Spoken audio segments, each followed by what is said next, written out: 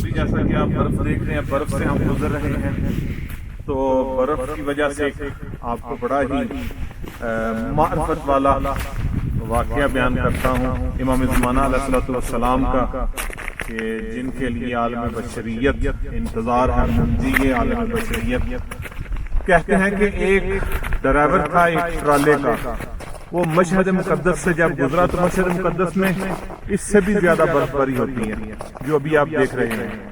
تو یہ اس نے اپنا سامان وغیرہ لوڈ کیا تو کسی دوسرے شہر کی طرف جانا تھا۔ جب یہ عزیزان محترم سامان لے کے نکلا تو تقریباً تھوڑا 50 یا 100 کلومیٹر کا فاصلہ طے کرنے کے بعد یہ جب آگے گیا تو ایک برفانی طوفان چل رہا تھا، اور جب برفانی طوفان چلے تو گاڑی کے جو ویپر وغیرہ ہوتے ہیں وہ بھی کام کرنا چھوڑ دیتے ہیں۔ تو اس نے دیکھا کہ آگے سے کچھ نہیں نظر آ رہا، اور اس کا جو ڈالا ہے وہ اصل راہ سے یہ منحرف کے دوسری طرف گھوم گیا۔ تو تھوڑا سا آگے جانے کے بعد اس نے دیکھا کہ کچھ بھی نظر نہیں آ رہا، کوئی ایک گاڑی چل رہی ہے، اس کے علاوہ کچھ بھی نہیں۔ یہ نیچے اترا، دیکھتے کس طرف، اور گاڑی کو اس نے سٹارٹ رکھا تاکہ بند نہ ہو اور کم از کم کیبن جو ہے وہ گرم رہے۔ تو سامعین محترم، اس نے باہر جب گیا، باہر جانے کے بعد اس نے کیا دیکھا کہ اس کی اپنی گاڑی تھوڑی سی دیر کے بعد وہ انجن جو ہے وہ بند ہو گیا، رک گیا۔ اب یہ ٹیکنیکلی طور پہ بھی تھوڑا بہت جانتا تھا، اس نے ٹولز وغیرہ کے ذریعے اس انجن کو ٹھیک کرنے کی کوشش کی، لیکن انجن جو ہے وہ سٹارٹ نہ ہوا، گاڑی خراب ہو گئی۔ اب کیبن کے اندر آ گیا، آہستہ آہستہ کیبن کے اندر وہ برفانی طوفان کی وجہ سے، ٹھنڈ کی وجہ سے آہستہ آہستہ سردی بھی اس کو لگنے لگ پڑی، اور کیبن کے اندر چونکہ گاڑی جو بند ہو چکی تھی تو ہیٹر بھی بند ہو گیا۔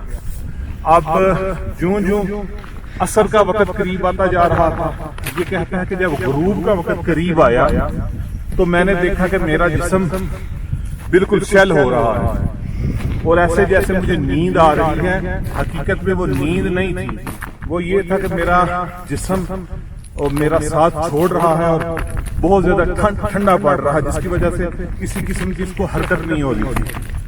کہتے ہیں اس وقت مجھے یہ محسوس ہو گیا کہ میرا وقت مرنے کا وقت میرا نزدیک آ گیا، اور اس وقت میرے آنکھوں کے سامنے میرے بیوی بچے، میرے عزیز و اقارب آنے لگ پڑے۔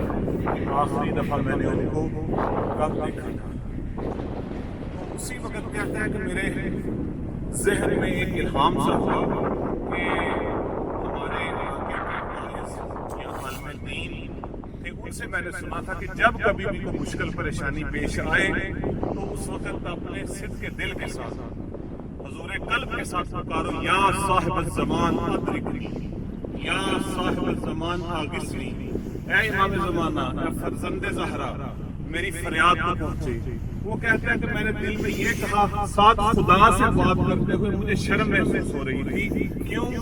اس لیے کہ میں کبھی نماز پڑھتا تھا، کبھی نماز نہیں پڑھتا تھا، نماز کو خاص اہمیت میں نہیں دیتا تھا، اور اس کے بعد بعض گناہ کا بھی میں مرتکب ہوتا تھا کہ جس کو میں بیان نہیں کرنا چاہتا۔ یہ کہتا ہے کہ اب خدا سے بات کرتے ہوئے شرم آتی، مجھ جیسا بندہ اس طرح کی بیابانی میں کہ جب کوئی چیز نظر نہیں آ رہی اور گاڑی بند ہو گئی یا سردی کی وجہ سے میں مر جاؤں گا، لیکن ساتھ ساتھ ایک وسوسہ بھی آتا تھا کہ تم جس امام کو پکار رہے ہو اصلاً اس کا وجود ہی نہیں ہے۔ تو فوراً میں سمجھ گیا کہ یہ میرے ذہن میں وسوسہ شیطانی ہے جو بار بار شیطان مجھے القاء کر رہا ہے۔ میں نے ہمت کر کے کہا کہ خدایا بے شک گناہگار ہوں، لیکن بندہ تو تیرا ہوں، میں تجھ سے وعدہ کرتا ہوں اگر تو نے مجھے میرے بیوی بچوں تک پہنچا دیا اور مجھے اس مصیبت سے نجات دی تو میں تجھ سے تعہد کرتا ہوں کہ نماز کو ہمیشہ اول وقت میں پڑھوں گا اور نماز قضا نہیں ہونے دوں گا۔ یہ اس طرح کی بات کر رہا تھا۔ تو سامعین محترم، اسی طرح کہتے ہیں کہ برف کے میدان میں ایک بندہ آیا اور اس نے آ کر اس کا وہ دروازہ کھٹکھٹایا اور کہتا ہے میں نے شیشے کو تھوڑا سا نیچے کیا اور کہا کہ السلام علیکم. تو میں نے ان کے سوال کا جواب دیا اور میں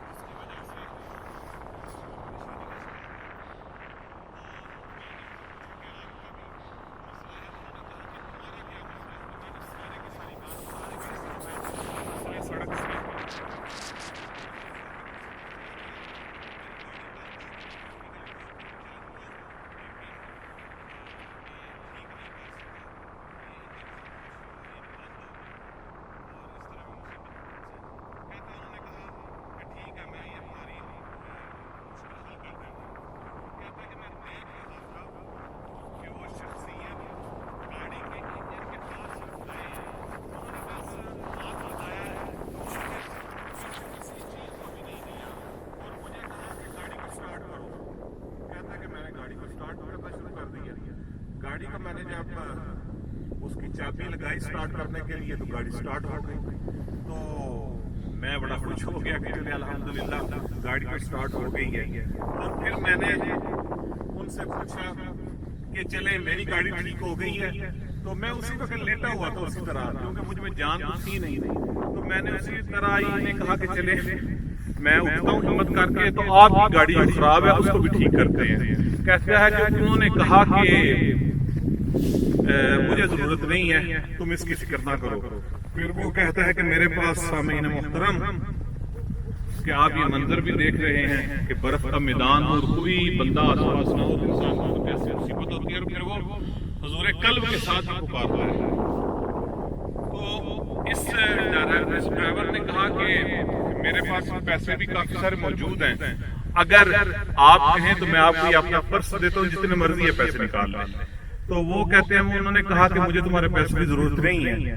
تو پھر یہ کہتا ہے کہ جو خصوصی توجہ تھا سننے والا جملہ ہے کہ یہ بھی ڈرائیور ان کو کہتا ہے کہ یہ مردانگی نہیں ہے کہ کوئی مرد کسی دوسرے کی مدد کرے اور ہم اس کو بغیر اس کا کچھ دیے ہوئے ہی گزر جائیں.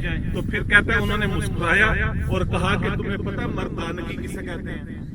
کہتا ہے کہ میں نے کہا مردانگی اس چیز کو کہتے ہیں کہ مرد جب کوئی وعدہ کسی کے ساتھ کرتا ہے تو اس کو نبھاتا ہے. اگر کوئی اس کے ساتھ کوئی احسان کرے تو اس احسان کا بدلہ بھی احسان کے ساتھ لیتا ہے. ہل جزاء الاحسان الا الاحسان. اور نامردانگی یہ ہے کہ انسان کے ساتھ کوئی بلائی کرے اور جب اس کے سامنے آئے تو بالکل سر نیچے کر کے چپ کر کے گزر جائے. اس کو نامردانگی کہتے ہیں. یہ ڈرائیور کہتا ہے کہ میں نے کہا کہ حضرت آغا میں اگر مرد نہیں ہوں تو نامرد نہیں ہوں, لہٰذا آپ کی کچھ نہ کچھ مدد کرنا چاہتا ہوں. انہوں نے کہا یہ جو تم نے کہا نا کہ مرد وہ ہوتا ہے کہ جو وعدہ کرے اس کو نبھائے, تم نے اللہ کے ساتھ ایک وعدہ کیا ہے کہ اگر اللہ نے تمہیں اس مصیبت سے تیری جان چھڑا دی تو تم نماز کو اول وقت میں پڑھو گے اور جو تم گناہ وغیرہ کرتے تھے اس کو بھی تم چھوڑ دو گے. یہ کہتا ہے کہ جب انہوں نے یہ کہا تو ایک دم مجھے جھٹکا سا لگا. میں نے کہا کہ یہ والی بات تو میں نے اپنے دل میں اپنے رب سے کہی تھی, یہ کون ہے جس کو پتا چل گیا ہے؟ کہتا ہے جب اتنی سی بات ہوئی میرے ذہن میں آئی, وہ مسکرائے اور 5 یا 6 سیکنڈ کے بعد کہتا ہے میں نے دیکھا کہ وہ میری نظروں سے اوجھل ہو گئے. میں نے اسی وقت سمجھ لیا کہ یہ صاحب الزمان ہے. میں نے جو توسل کیا ہے وہ میرا اللہ نے سن لیا اور وہ میری مدد کو آگے. کہتا ہے میں شرمندہ ہوا, جلدی سے اپنی جگہ سے اٹھا کے دیکھیں کہ میں نے اپنے سید و سردار کو پہچانا بھی نہیں اور ان کے احترام کے لیے اٹھا بھی نہیں. میں جلدی سے اٹھتا ہوں اور گاڑی سے باہر نکل کے ان کی قدم بوسی کرتا ہوں اور معافی مانگتا ہوں کہ مولا مجھے نہیں پتا چلا, نہیں تو میں آپ کے استقبال کے لیے کھڑا ہوتا, آپ کی دست بوسی کرتا. تو کہتا ہے جب میں نیچے اترا تو میں نے دیکھا کہ برف کے اوپر نشان تک نہیں تھے. پھر کہتا ہے کہ مجھے سمجھ آ گئی اور جو راستہ انہوں نے مجھے بعد میں بتایا بھی تھا کہ تم نے اس راستے سے جانا تو اپنی منزل تک پہنچ جاؤ گے. پھر کہتا ہے اب جس کو یوسف زہرا کا چہرہ دیکھ لیا ہو, ان کا دیدار کر لیا ہو, اس کی آنکھوں سے آنسو نہیں عزیزان من رہتے، کیونکہ وہ کہتا کہ جب میں گاڑی میں بیٹھا تو میری آنکھوں میں آنسو تھے، مجھے تو آگے صحیح طرح سے سڑک بھی نظر نہیں آ رہی تھی، مجھے نہیں پتا چلا کہ اتنا لمبا فاصلہ جو میں نے طے کرنا تھا وہ کیسے طے ہوا۔ اسی سوچ پہ لگا ہوا تھا کہ جو امام زمانہ کے ساتھ وعدہ کیا ہے اس کو میں نبھاؤں گا۔ پھر اس کے بعد جو مال میں نے جہاں پر اتارنا تھا وہ لوڈ سارے کا سارا میں نے خالی کیا، واپس اپنے بیوی بچوں کے پاس آیا۔ بیوی بچوں سے میں نے کہا کہ آج کے بعد نماز سب اول وقت میں پڑھیں گے، اور اپنی زوجہ سے کہا کہ تم نے بھی حجاب اسلامی کی رعایت کرتی ہیں، تم نے بھی کامل حجاب کرنا ہے، اور غلط قسم کے لوگوں کے ساتھ جو ہمارا اٹھنا بیٹھنا وہ آج کے بعد بالکل بند۔ اگر تمہیں یہ چیزیں منظور ہیں تو میں تمہارے ساتھ رہوں گا، اور اگر تمہیں یہ چیزیں منظور نہیں ہیں تو پھر میں خیر بات کہتا ہوں۔ اس کی وائف کہتی ہے کہ ہم لوگ تو چاہتے ہی یہی تھے کہ تم بھی نمازی ہو، ہم بھی نمازی ہوں، ہمارے بچے بھی نمازی، حجاب کی بھی رعایت کریں، اور معصیت کار قسم کے لوگوں کے ساتھ ہمارا تعلق نہ ہو۔ تو جب تم یہ چاہتے ہو تو ہمیں تو سب سے زیادہ ضرورت ہے۔ یہ اسی طرح ان کا سلسلہ چلتا رہا۔ تو سامعین محترم، پھر ایک دفعہ یہ اپنے ٹرمینال میں بیٹھا ہوا تھا مال لینے کے لیے، تو اس کے دوسرے دوست ڈرائیور وغیرہ شاگرد بھی ادھر بیٹھے تھے، تو سب نے کہا کہ کھانا لے کر آئے، کھانا کھاتے ہیں۔ جب کھانا کھانے کا انہوں نے آرڈر دیا، اتنے میں اذان ہو گئی۔ اس نے کہا کہ کھانا بعد میں کھاؤں گا، پہلے میں نماز پڑھوں گا۔ تو کہتے ہیں سب نے نا اس کا مذاق اڑانا شروع کر دیا کہ تم اتنے زیادہ مقدس کیوں بن رہے ہو، اتنے بڑے نمازی کیا تم بن گئے ہو، چھوڑو نماز روزے کو، پہلے کھانا کھاتے ہیں بعد میں دیکھا جائے گا۔ کہتا ہے کہ میں نے دیکھا کہ نماز کی توہین ہو رہی ہے، جس کی وجہ سے نہ چاہتے ہوئے میں نے امام زمانہ کے ساتھ میری جو ملاقات ہوئی تھی وہ میں نے ان کو اپنے دوستوں کو، دوسرے ڈرائیور وغیرہ جو تھے ان کو بتانا شروع کر دی۔ تو وہ یہ ساری بات سن کر سارے روئے بھی، اور اس کے بعد انہوں نے کہا کہ تمہاری بات بالکل ٹھیک ہے کہ ہم سارے جا کے مل کے باجماعت نماز پڑھیں گے اور اس کے بعد کھانا کھائیں گے۔ یہ ہے دیکھیں امام نے اس کی نجات دی، اور اس نے پھر اپنے وعدے کو بھی نبھایا۔ اس لیے کوشش یہی کرنی چاہیے کہ انسان اپنا ٹریک ایسا رکھے کہ خود امام زمانہ آپ کے پاس آئیں۔ الأجل مولا مولا